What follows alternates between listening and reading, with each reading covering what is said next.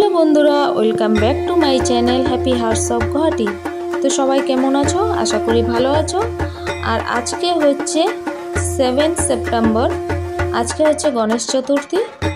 तो आज के गणेश चतुर्थी उपलक्षे এই ভিডিওটা আমাদের আসামের কিরকম গণেশ পূজা হয় সেটা তোমাদের সাথে শেয়ার করলাম। ভালো লাগলে অবশ্যই ভিডিওটা দেখবে আর দেখার সাথে সাথে like share comments and subscribe করে দিও। তো চলো ভিডিওটা দেখতে থাকো, আশা করছি ভালো লাগছে তোমাদের। তো প্রথম থেকে শুরু করেছি। এই যে প্রথম আমাদের এখানে লাল গণেশের গণেশ পুজোটা তোমাদের সাথে শেয়ার করলাম, তো দেখতে থাকো।